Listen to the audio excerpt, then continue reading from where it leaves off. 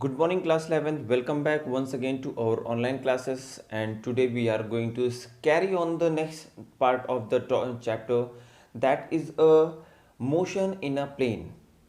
Student, we was discussing about in the last class about the vector quantity. In the static of the chapter, in the first part of the video, we have discussed about the vector quantity. What is the difference between the vector and scalar quantity? Then we have talked about the different definitions of the scalar and the vector quantities.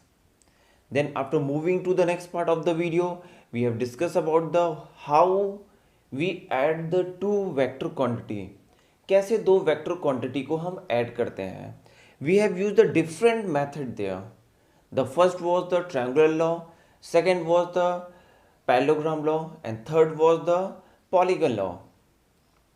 Then we have came to the next part and we have discussed about the analytical process for proving these law. इन law को prove करने के लिए हमने analytical process use किया. Today we are going to study about the base unit vector. What is the unit vector? Then we will learn about the rectangular components of the vector. How many rectangular components are there? We will discuss about the component I component, J component and K component. Then we do the numericals on those components. कुछ छोटे छोटे हम numericals करेंगे. Numericals में देखेंगे कैसे rectangular components का use किया जाता है और कैसे उनको यूटिलाइज करके उनका मैग्नीट्यूड फाइंड किया जाता है और उनका रिजल्टेंट कैसे हम फाइंड करते हैं. Then we discuss about the product of a two vector. So stay with us. We are going to discuss the important topic and we can say the very interesting topic of this chapter. And let me start with the topic, that is the base unit vector. Student, we was learning about the vector quantity. In the last class we have learned about the unit vector. हमने ये जब vector quantity की start किया था तो हमने unit vector के बारे में पढ़ा था. यूनिट वेक्टर क्या होते हैं? The vector those vector in which the magnitude of the vector is 1. हमने यूनिट वेक्टर के बारे में पढ़ा था. If the vector is a A, what will be the unit vector? We will write unit vector like this. This is the cap value. इसको हम बोलते हैं, इसको क्या बोलते हैं? A cap. ये हमारा कैप वैल्यू होता है. And the value of the unit vector is a vector A upon modulus of vector ए. हम किसी भी वेक्टर को उसके मैग्नीट्यूड से जब डिवाइड कर देते हैं we will get the unit vector. Unit vector हमें वहां पे यूनिट वेक्टर मिल जाता है. और यूनिट वेक्टर हमें क्या डिफाइन करता है? It also use to represent the direction of that vector. उस वेक्टर का डायरेक्शन रिप्रेजेंट करता है.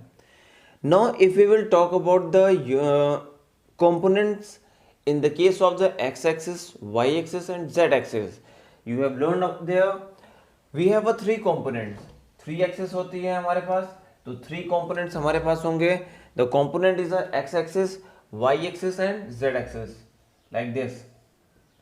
This is a x-axis, this is a y-axis and this one is a z-axis. we know very well three axis हमारे पास होती हैं. हम अगर 2D plane की बात करते हैं तो दो एक्सेस लेते हैं. 3D प्लेन की बात करते हैं तो थ्री एक्सेस लेते हैं. We will start with 3D plane, क्योंकि अगर हम 3D प्लेन को पढ़ लेंगे तो बहुत अच्छे से 2D प्लेन को हम डिफाइन कर सकते हैं. तो 3D एक्सेस से हम डिफाइन करते हैं, स्टार्ट करते हैं. इन the case of the x component, it means x component is represented bye I cap. हम अगर किसी भी एक्सिस में एक्स कंपोनेंट को रिप्रेजेंट करते हैं, एक्स एक्सिस में अगर हम कंपोनेंट को रिप्रेजेंट करते हैं तो that is always represented with the help of I. वो हरदम आई के साथ रिप्रेजेंट किया जाता है. अगर हम एक्स एक्सिस के कंपोनेंट को रिप्रेजेंट करते हैं तो आई के साथ रिप्रेजेंट होगा. वाई एक्सिस के कंपोनेंट को रिप्रेजेंट करेंगे तो जे कैप के साथ होगा. एंड जेड एक्सिस के कंपोनेंट को रिप्रेजेंट करेंगे तो के कैप के साथ होगा. This is the process of a representation of the x-axis, y-axis and z-axis. यानी इस कंपोनेंट का रिप्रेजेंटेशन का प्रोसेस है ये. यानी अगर कोई भी i के साथ कंपोनेंट लिखा हुआ है that is the distance in x axis, j के साथ लिखा हुआ है तो distance in y axis and k के साथ लिखा हुआ है तो डिस्टेंस इन z एक्सिस. ये आप क्लियर रखिएगा, आई हमारा एक्स को रिप्रेजेंट करता है, जे कैप हमारा वाई को रिप्रेजेंट करता है, के कैप हमारा जेड एक्सेस को रिप्रेजेंट करता है. सो what is the final value? The modulus of I cap is always equal to the modulus of J cap is always equal to the modulus of K cap and that value is a 1. इन सब की value हमारी क्या होती है? 1 होती है. यानी ये हमारे यूनिट वेक्टर को रिप्रेजेंट करते हैं. मैंने पहले ही बताया था कि यूनिट वेक्टर ये हमारा डायरेक्शनल वेक्टर होता है, वो डायरेक्शन को रिप्रेजेंट करता है और इसका मैग्नीट्यूड हमेशा 1 होता है. Let me take the example of the two dimension first. In the case of a two dimensional, how we will do there? If we talk about the two dimension axis, suppose the axis is a x and y, and this is the origin 0. We can represent with the O also. If we talk about the distance or a component moved in a x-axis, let us suppose this is a ax and this is a A Y. हमारा X axis का component A X है और Y axis का A Y है. Then how we will represent the vector? The vector A is represented by A X I cap plus B A Y J cap. This is a process of representing the vector in the case of the two dimension when the X axis and Y axis is a given here. If the component in the x-axis is the ax, then we will represent the axi. If the component in the y-axis is the ay, then we will represent with the ayj. Then what will be the magnitude? So magnitude will be a magnitude of a. It will be represented as, we will write like this. इसको हम a से represent करते हैं और ये क्या हो जाएगा? Under root ax square plus ay square. This is a way for writing the magnitude of the component vector A. हमारा जो भी वेक्टर इसका रिजल्टेंट फाइंड होगा that will represent with the vector A और इसका मैग्नीट्यूड हम निकाल लेंगे. Let we suppose if the component, hope so this you will understand very well. अभी क्वेश्चन करेंगे बेटा तो बहुत अच्छे से क्लियर हो जाएगा कि हम कैसे इसको बात करते हैं, कैसे इसको निकालते हैं. बहुत इजी, बहुत आसान तरीका है. If we talk about the value, अच्छा let we also discuss the value here. ये कैसे आ गई, इसको हमने कैसे फाइंड कर लिया, ये सबसे मेन मोटिव है. कैसे हमने इसको लिख दिया कि what is the value this.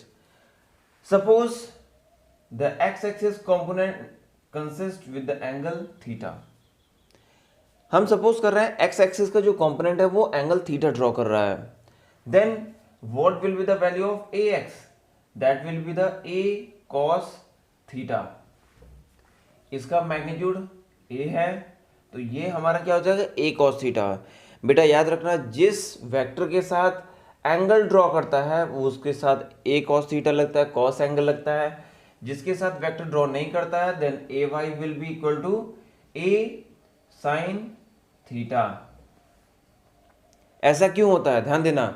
If we draw the triangle here, अगर हम इसका ट्राइंगल ड्रॉ करें, this is the right angle triangle, then what will be the value of cos theta?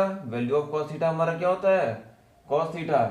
This is a base upon hypotenuse. ये हमारा क्या होता है? Base upon hypotenuse. And what is the base here? The base is the ax. Then we can write here cos theta is equal to ax and hypotenuse here is the magnitude of a. Then what will be the ax? Ax will be the a cos theta. Okay, this is the component of the x axis. तो बार बार ऐसे ना करके ये बेटा ध्यान रखना कि जिस वेक्टर के साथ एंगल थीटा ड्रॉ करता है वो ए एक्स कॉस थीटा, उसके साथ कॉस थीटा का एंगल लेते हैं. जिसके साथ नहीं ड्रॉ करता उसके साथ साइन थीटा का एंगल लेते हैं. Is that clear? इसको बहुत अच्छे से ध्यान रखना कि बार बार इस तरह हम कॉस थीटा की वैल्यू से या साइन थीटा की वैल्यू से हम नहीं निकालेंगे. हम एक बार निकाल लेंगे सीधे जिसके साथ एंगल ड्रॉ करता है. ये वेक्टर है हमारा, इसका रिजल्टेंट फाइंड करना है तो उसके दो कंपोनेंट्स होंगे. The first component is with the angle theta that is the A X equal to A cos theta और दूसरा कंपोनेंट जो बिना एंगल के ड्रॉ होगा that will be the A sine theta. और ध्यान रखना दोनों के बीच में 90 डिग्री का एंगल होना चाहिए तभी ये कंपोनेंट लाई करेगा. Okay, so let we talk here. Put the value of, if we need to find the modulus resultant, A square, हमने फॉर्मूला क्या पढ़ा था, फॉर्मूला हमने पढ़ा था R square is equal to A square plus B square plus 2ab cos theta.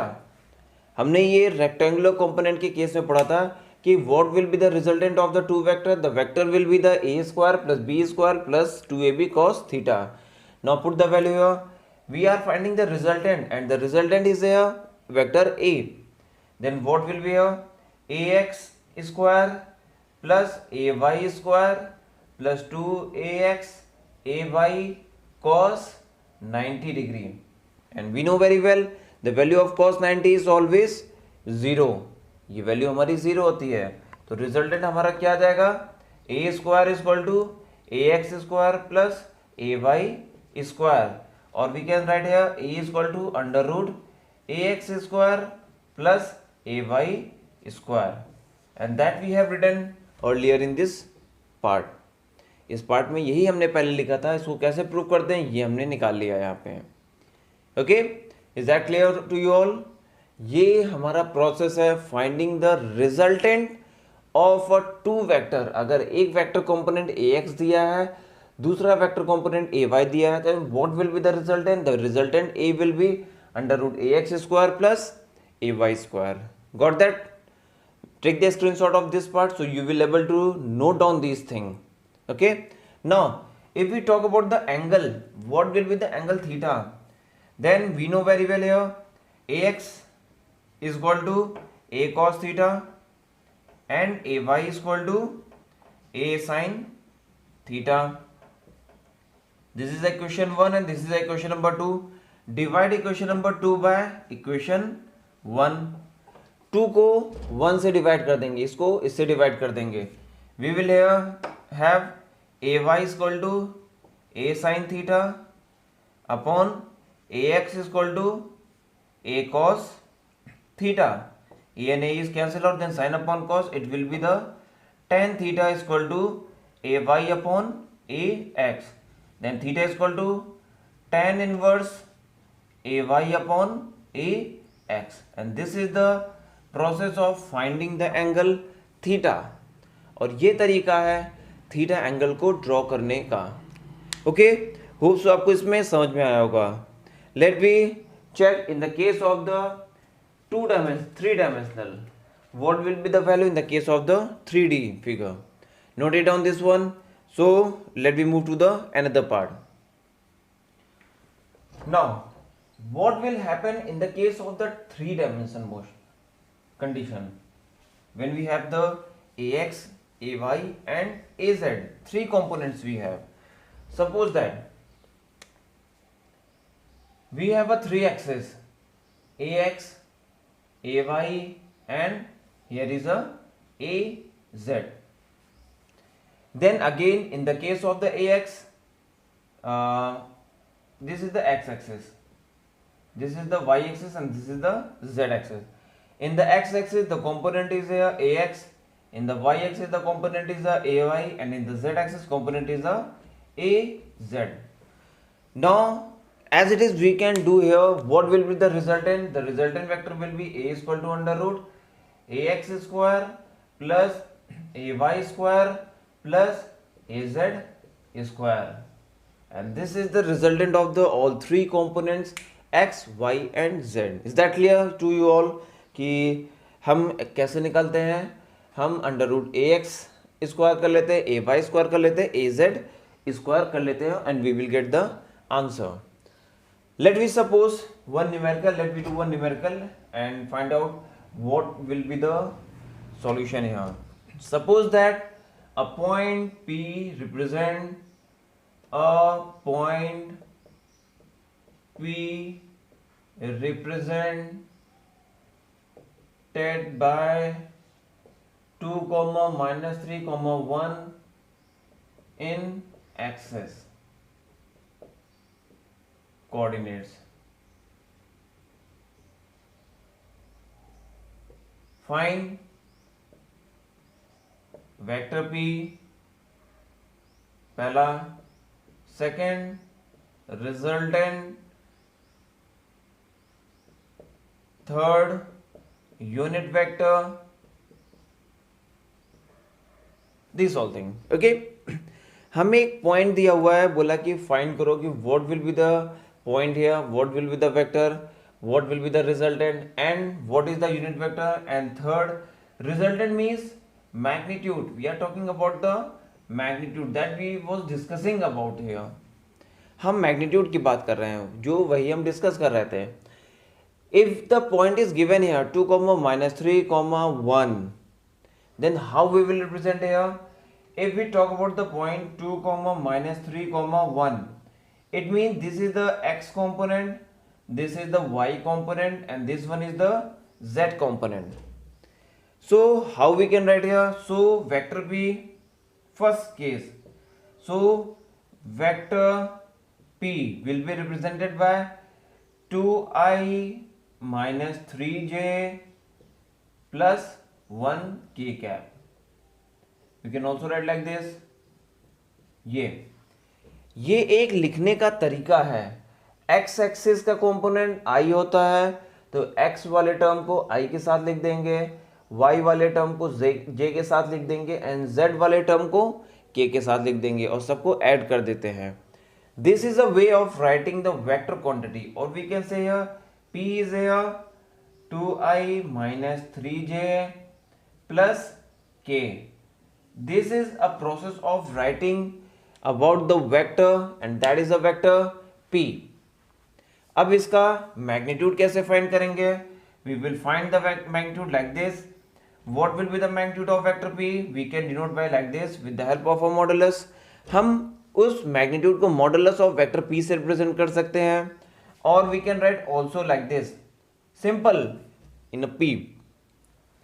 The resultant will be under root component of x square, it means 2 square, component of y square, it means minus 3 square, and component of z square, it means 1 square. That we was doing in the last class, last part. x का component का square plus y के component का square plus z के component का square. Now square of the root 2 will be the 4 plus 9 plus 1. It will be a under root 9 plus 1, 10 plus 4, 14 units. This is the magnitude that we represent by the modulus of vector p or p. ये हमारा magnitude होता है जिसको modulus of vector p या p से represent करते हैं. Now the last one is the here unit vector. We need to find the unit vector. Unit vector कैसे find करते हैं हम? What is the value of unit vector? Cap of p, that is the vector p upon modulus of vector p. Modulus और magnitude से उसको divide कर देते, we will get the unit vector.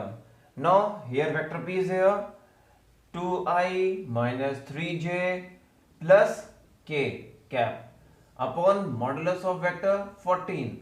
This is the unit vector. अगर इसकी value हम find करेंगे तो always the value will be the 1. So that was the thing we was discussing about the base unit vector. Then we have discussed about the rectangular component in the case of the 2 dimension, and then we have learned about the rectangular component in the case of a 3 dimension. 2 dimension और 3 dimension के case में पढ़े. फिर हमने इसका numerical देखा. Okay, let we see some more numerical here. Okay class, come back to the topic. The question we was going to do, the vector a is given here 0.4i plus 0.8j plus lambda k. We need to find the value of lambda. If the vector a is a unit vector, if vector a is a unit vector, then we need to find the magnitude, we need to find the value of lambda. देखो बेटा, पहले मैंने बताया था कि unit vector क्या होता है कि those vector which have a magnitude 1, जिसका मैग्नीट्यूड 1 होता है, that is called the unit vector. और मैग्नीट्यूड को हम कैसे रिप्रेजेंट करते हैं? By the modulus of vector A, और we can represent simply by the A, and the value of A is here 1. Let we find the magnitude. What is the way of finding the magnitude? The square of the component i 0.4 का square plus square of the component j 0.8 का square plus square of the component k and the value is 1. इसका magnitude हमारा क्या है? 1 है. Now squaring on both sides we will get 0.4 square. 0.4 square will be 0.16 plus 0.64 plus lambda square is equal to 1. 16 plus 4 61718. 0.8 plus lambda square is equal to 1. Then lambda square is equal to 1 minus 0.8, or we can say 0.2. Then lambda will be under root 0.2 unit. This is the way for finding the value of lambda in the numerical. किसी भी चीज़ का unit vector दे देगा या vector की quantity दे देगा, हमें value find करने के लिए बोलेगा, तो ये प्रोसेस है वैल्यू को फाइंड करने का. Hope so you all have understand. जो प्रैक्टिस शीट हमने दिया है उसमें का एक क्वेश्चन है ये. इस तरह के 2 क्वेश्चन हम लोगों ने कर लिया है पहले. Okay, now let we talk about the next topic, that is the product of a 2 vector. We will discuss about the 2 part here, scalar product and vector product. Scalar product के बारे में आज हम बात करेंगे. 2 तरह के हमारे प्रोडक्ट्स होते हैं. The first one is the scalar and second one is the vector. Scalar product and vector product. Scalar product की बात आज हम करेंगे. Let we see here, if the component of one vector is represented by the vector a and with the angle b and with the angle theta, the component is represented here by the vector b. उसका second component हमारा vector b represent होता है. then what will be the mean of product? product means overlapping on each other. Scalar product का मतलब क्या होता है? एक दूसरे को ओवरलैप कर देना, मिक्स कर देना. मिक्स कर देते हैं तो वो हमारा प्रोडक्ट हो जाता है.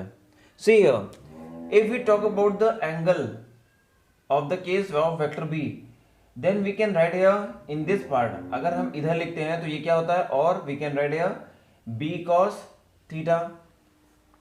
ये तो लिखेंगे, यानी इसको मैंने अभी पहले बताया था, जिसके साथ एंगल ड्रॉ करता है उसके साथ cos थीटा होता है. यानी इस a के केस में हम ये भी लिख सकते हैं b cos थीटा. और if we talk about like this, this is the vector a and this is the vector b, this is a theta and this is the vector b.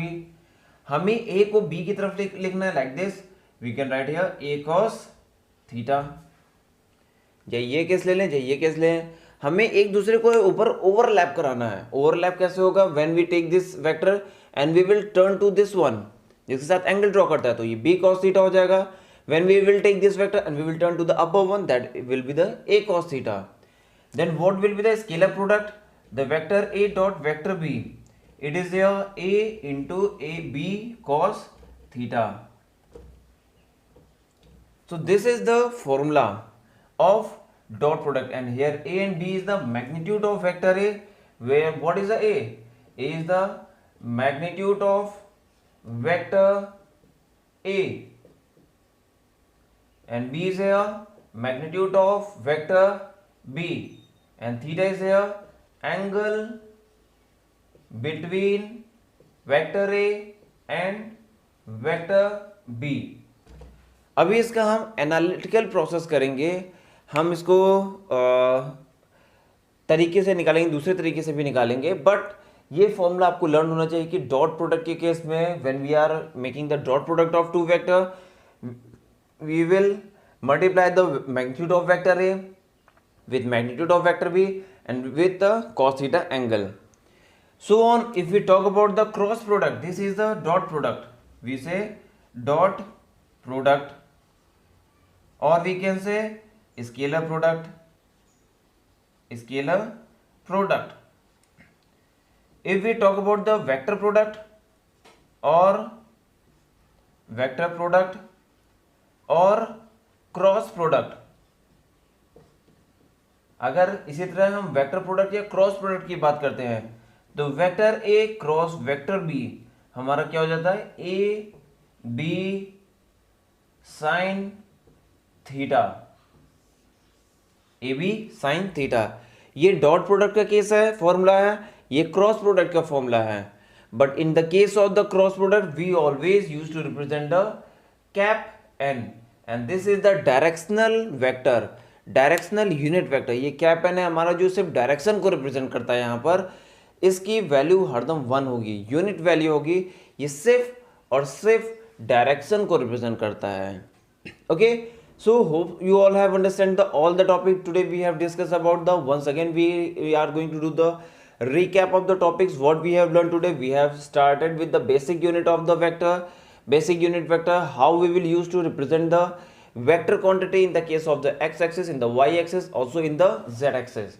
Then we have discussed about the rectangular component, we have done some numerical, and after that we have discussed about the product of two vector, means overlapping of the two vector, and we have learned about the scalar and vector product. Okay, in the next class we will learn how we have written these all thing. इसका अगर हमें vector के form में दे दिया जाए तो कैसे हम स्केलर वेक्टर करते हैं और कैसे हम क्रॉस वेक्टर करते हैं, जो कि नेक्स्ट क्लास में पढ़ेंगे. और बेटा वो क्लास बहुत इंपॉर्टेंट है, नेक्स्ट क्लास जो लाइव क्लास में होगी उसमें हम पढ़ेंगे भी और उसमें हम सीखेंगे भी, क्योंकि dot product and cross product का एक न्यूमेरिकल 110% क्वेश्चन पेपर में आपके होता है. डॉट के चांसेस कम रहते हैं, क्रॉस प्रोडक्ट के चांसेस ज़्यादा होते हैं. ठीक है, so that's all for the today class. We will meet on the next one. Good bye, take care, bye bye.